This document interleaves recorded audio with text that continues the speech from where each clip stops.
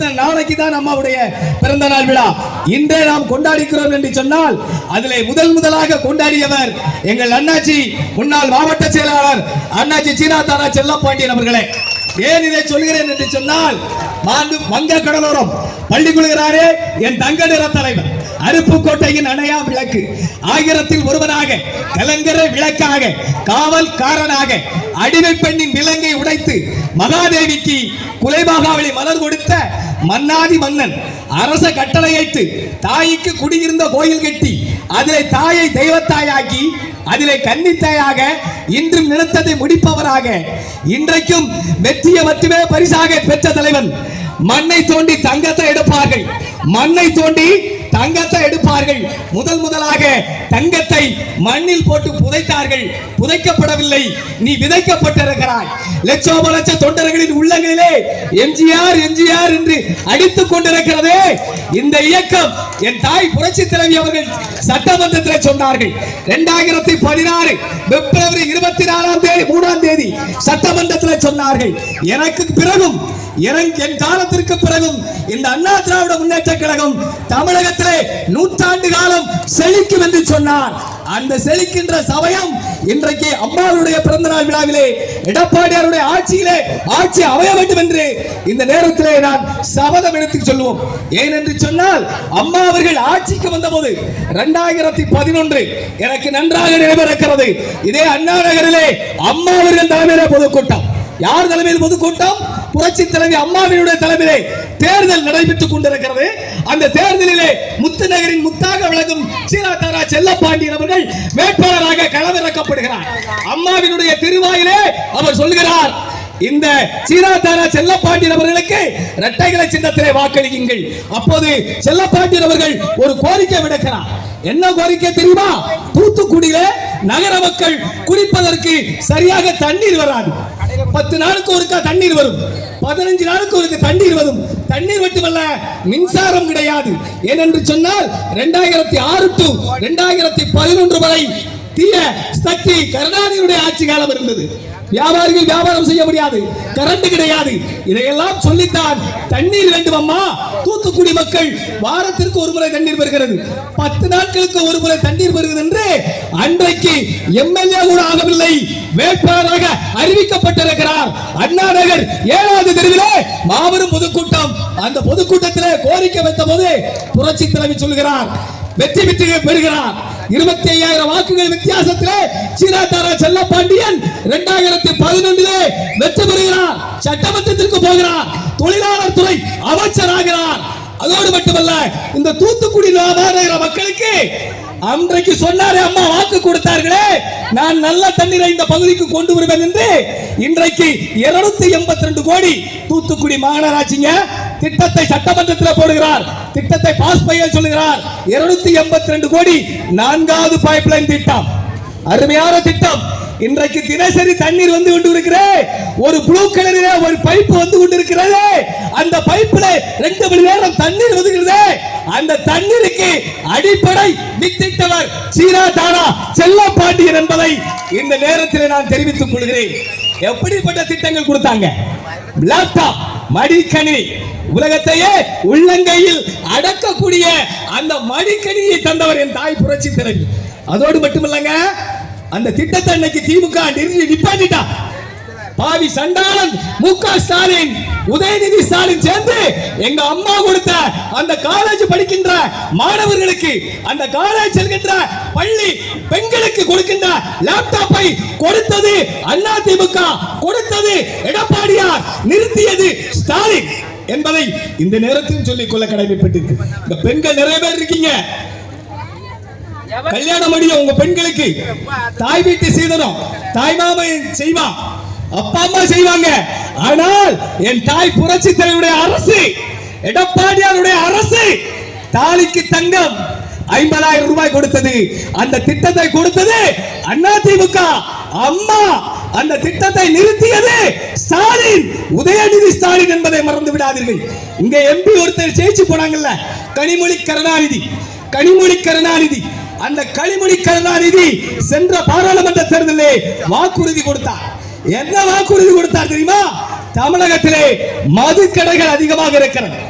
இந்த மதுக்கடையிலே கடந்த ஆட்சி காலத்திலே பெண்கள் எல்லாம் விதவையாக இருக்கிறார்கள். ஆகவே நாங்கள் ஆட்சிக்கு வந்தால் மதுக்கடைகளை மூடுவோம் என்று சொன்னார். மூடியிருக்கிறீர்களா? போதை கலாச்சாரம் தமிழகத்திலே அடிமைப்பட்டுக் கொண்டிருக்கிறது.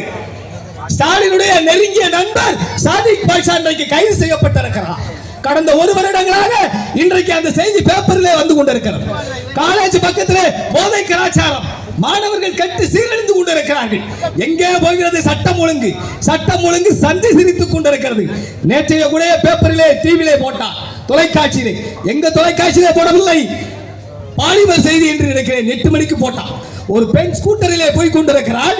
4 இளைஞர்கள் சேர்ந்து அவள் கழுத்திலே கிடக்கிற தாலி, 5 பவுன் தாலியை பறித்துக் கொண்டு ஓடுகிறான். இந்த நாட்டிலே இந்த திராவிட முன்னேற்ற கழகத்தினுடைய ஆட்சி காலத்திலே பெண்களுக்கு பாதுகாப்பு இல்லை. எங்க அம்மாச்சியை தொட முடியுமா பெண்களை? அப்படி நிமிர்ந்து நடப்பாங்க. அப்படிப்பட்ட திட்டங்களை தந்தவர் எங்கள் அம்மா. இதோ மிக்ஸி, கிரைண்டர், மின்விசிறி தந்தவர் அம்மா. இன்னைக்கு அம்மா உணவு இருக்குங்க. 1 ரூபாய்க்கு இட்லி, 5 ரூபாய்க்கு சாம்பார் சாதம், 3 ரூபாய்க்கு தயிர் சாதம் கொடுத்தாங்க இல்லையா? சென்னையில பெரிய பெரிய கார்ல போய் நிப்பாட்டிட்டு அங்க போய் சாப்பிடுவாங்க அம்மா உணவகத்துல. இன்றைக்கு ஆட்சிக்கு வந்தபோது அந்த அம்மாவினுடைய படத்தை தூக்கி எறிந்தவன் திமுக காரன். இன்றைக்கு அந்த திட்டம் சரியாக நிறைவேற்றப்படவில்லை. அதோடு மட்டுமல்ல, இன்னைக்கு தூத்துக்குடி மாநகராட்சி சாலைகள் அமைக்க வேண்டும். எங்கு பார்த்தாலும் மின் விளக்குகள் ஜொலித்துக் கொண்டிருக்கிறதே. அந்த திட்டத்தை கொடுத்தவர் என் தாய் புரட்சி தலைவி அம்மா. 1282 கோடி ரூபாய் தூத்துக்குடி மாநகராட்சிக்கு கொடுத்தார். பாதாள சாக்கடை திட்டம் இன்றைக்கு ரோடுகளிலே முள்ளக்காடு காலேஜிலே, காமராஜ் காலேஜில் இருந்து முள்ளக்காடு வரை இந்த மாநகராட்சியுடைய எல்லை. இங்கே தூத்துக்குடி சிட்டியில இருந்து 3ஆவது மைல் வரை இன்றைக்கு தெருவிளக்குகள் பாருங்க, இரவை பகலாக்கி கொண்டிருக்கும், சிங்கப்பூராய் மாற்றிக் கொண்டிருக்கும். அந்த திட்டத்தை தந்தது புரட்சி தலைவி அம்மா என்பதை மறந்து விடாதீர்கள். அதனால்தான் நாங்கள் செய்து கொண்டிருக்கிறோம். மக்கள் காசுக்கு விலை போகிவிட்டு எங்களை ஏமாற்றி விட்டீர்கள். மீண்டும் அந்த தப்பை செய்து விடாதீர்கள். இந்த நாட்டிலே திறமையானவர்கள் ஆட்சி. எங்க பொங்கல் வந்துச்சுல, எங்க தாய் புரட்சி தலைவி அம்மா ரேஷன் கார்டுக்கு பொங்கலுக்கு 1000 ரூபாய் கொடுத்தாங்க. எடப்பாடியார் ஆட்சி காலத்துல 2500 ரூபாய் கொடுத்தாங்க. எவ்வளவு கொடுத்தாங்க? 2500 ரூபாய் கொடுத்தாங்க. இப்பவும் பொங்கல் வந்துச்சு. தை பொங்கல்ல ஒரு கரும்பு, 1 கிலோ சீனி, 1 கிலோ மண்டலம் ஆக 108 ரூபாய் கொடுத்து உங்களுடைய சீனி தான் கொடுத்தானா? வீட்டுல வாங்கல போல, போக வேண்டான்ட்டேன், அதை போய் வாங்கிக்கிட்டு இருக்கா அப்படின்ட்டேன். அதனால சொல்றேன், எனக்கு இந்த மண்டலம் கொடுத்து தெரியாது, நான் வாங்கியிருந்தா சொல்லியிருப்போம். அதனால 108 ரூபாய் கொடுத்து மொத்தத்தையும் முடிச்சுட்டாயா? பொங்கலை எப்படி கொண்டாடுவாங்க? திட்டங்களை தீட்டுங்க, சட்டங்கள் ஆள்வதும் திட்டங்கள் போடுவதும் பெண்ணிலே பாருங்கள் என்று சொன்னானே. இதோ வாவுசி சிதம்பரம். இந்த வாவுசி சிதம்பரம் பிள்ளை தூத்துக்குடியிலே வெள்ளையனுக்கு எதிராக கப்பல் ஓட்டியதனால் வாவுசி சிதம்பரம் செக்கிழுத்தான செம்மல். அந்த செம்மலுக்கு எங்கள் அம்மா புரட்சி தலைவி அம்மா திருநெல்வேலியிலே 1 கோடி ரூபாய்க்கு மணிமண்டபம் கட்டி கொடுத்தாங்க. இன்னைக்கு கயத்தாரிலே வீரபாண்டிய கட்டபொம்மன், துணிந்தவனுக்கு தூக்குமேடை பஞ்சுமத்தை என்று முழங்குவார்களே வீரபாண்டிய கட்டபொம்மன், அவருக்கும் 1 கோடி ரூபாய்க்கு கயத்தாரிலே நினைவு மண்டபம் அமைத்தார். அதோடு மட்டுமல்ல, இன்றைக்கு பெருந்தலைவர் காமராஜர் அவருக்கு பள்ளி ஆண்டு விழா அன்றைக்கு விடுமுறை விட வேண்டும். ஏன்? தூத்துக்குடி மக்களுக்கு 1வது பைப்லைன் தந்த குருஸ் பர்னாண்ட் அவர்களுக்கு அவர்களுடைய நினைவு பிறந்த நாள் அன்று அரசு விழாவாக கொண்டாட வேண்டும் என்று உத்தரவு போட்டு சட்டமன்றத்திலே தீர்மானம் போட்டு எடப்பாடியார் என்பதை மறந்து விடாதீர்கள். அருமை பெரியவர்களே, அருமை தாய்மார்களே, ஏன் இதை சொல்கிறேன் என்று சொன்னால், இன்றைக்கு அத்தனை திட்டங்களையும் தந்தது அனைத்து இந்திய அண்ணா திராவிட முன்னேற்ற கழகம் என்பதை மறந்து விடாதீர்கள். ஏன் என்று சொன்னால், இது எடுக்கின்ற இயக்கம் அல்ல, இது கொடுக்கின்ற இயக்கம். எப்படி கொடுக்கின்ற இயக்கம்? எம்ஜிஆர் இருந்தாரு, எத்தனையோ படம் நடிச்சாரு, 136 படங்கள் நடிச்சாரு. நல்ல கருத்துக்களை நாட்டு மக்களுடைய எண்ணத்திலே விதைத்தார்கள். இப்படித்தான் இருக்க வேண்டும் ஒரு நடிகன், இன்றைக்கு இப்படித்தான் இருக்க வேண்டும் என்ற தலைவன். அதுதான் சொன்னாங்க, கண்டமிட்டு கண்டம் படுத்துக்கொண்டே ஜெயித்த தலைவன் ஒரே தலைவன் எம்ஜிஆர் என்ற மாபெரும் மக்கள் சக்தி. அந்த மக்கள் சக்தி இந்த நெஞ்சத்தில் இருக்கிறது. அந்த தலைவன் தொடங்கிய இயக்கம் வீழ்ந்து விடாது. மண்ணிலே வீழக்கூடாது என்பதற்குத்தான் உங்கள் பாதம் தொட்டு செல்கிறோம். வருகின்ற காலம் எடப்பாடியாருடைய தலைமையில் ஆட்சி அமைய வேண்டும் என்பதுதான் எங்களுடைய எல்லாருடைய எண்ண விருப்பம். இன்னைக்கு மக்கள் சந்தோஷமா இருக்கிறீர்களா? எல்லா திட்டங்களையும் நிப்பாட்டிட்டாங்க, எந்த ஒரு திட்டமும் இன்னைக்கு கிடையாது. ஏன் இதை சொல்கிறேன் என்று சொன்னால், இன்றைக்கு நம்ம பெரியாஸ்பத்திரி இருக்கு, ஒருத்தருக்கு நெஞ்சிலேயோ ஒரு புற்றுநோய், உயிரை கொல்லக்கூடிய புற்றுநோய் கருவிங்க, அந்த கருவியை 10 கோடி ரூபாய்க்கு தூத்துக்குடி அரசு மருத்துவமனையிலே புற்றுநோயை கண்டுபிடிக்கின்ற கருவியை கொடுத்தது எடப்பாடி ரூபாய். அது மதிப்பு 10 கோடி ரூபாய்ங்க. எங்களுடைய அந்த மருத்துவத்துறை அமைச்சர் விஜயபாஸ்கர் அன்றைக்கு வந்து தூத்துக்குடி பெரியாஸ்பத்திரியில வந்து அந்த திட்டத்தை தொடங்கி இன்னைக்கு பெரியாஸ்பத்திரி எப்படி இருக்குது? ஜெகஜோதியா இருக்கு இல்லையா? சுகாதாரம் இருக்கு இல்லையா? அதற்கு காரணம் இந்த நாட்டினுடைய அமைச்சரா இருந்து செயல்படக்கூடிய அன்றைக்கு விஜயபாஸ்கர். இன்னைக்கு செல்லப்பட்ட அமைச்சரா இருந்தாங்க, எம்எல்ஏவா இருந்தாங்க. இன்னைக்கு போய் பாருங்க, அந்த 3ஆம் மைல்ல ஒரு பஸ் ஸ்டாண்ட் இருக்கும், அது பஸ் ஸ்டாண்ட் கட்டடம் கட்டி போட்டு இருக்கும். எம்எல்ஏ 2011-16 சீனாதானா செல்லப்பாண்டியன் சட்டமன்ற நிதியில் இருந்து கட்டப்பட்டது. மரத்தூருக்கு போங்க, உள்ள அங்க பஸ் ஸ்டாண்ட் இருக்கும்.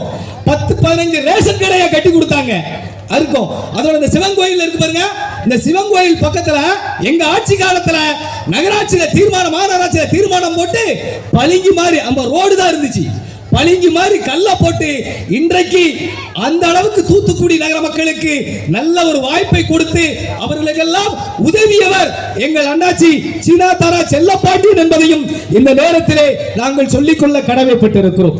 ஏனென்று சொன்னால், இன்றைக்கு எல்லோரும் சொல்வார்கள், இந்த நாட்டிலே என்ன வளம் இருக்கிறது? இந்த நாட்டிலே எல்லோருடைய வளமும் இருக்கிறது.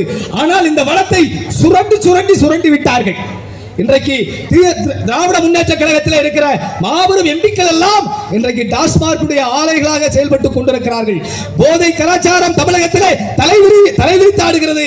போதை கலாச்சாரம் மக்களிடையே இன்றைக்கு பரவி கொண்டிருக்கிறார்கள். அந்த போதை கலாச்சாரம் தமிழகம் ஒளிபெற வேண்டும் என்று சொன்னால் வாக்களிக்க வேண்டியது இரட்டைகளை சின்னத்திலே வாக்களியுங்கள். அருமை பெரியவர்களே, அருமை தாய்மார்களே என்று கூறி வாய்ப்புக்கு நன்றி கூறி விடைபெறுகிறேன்.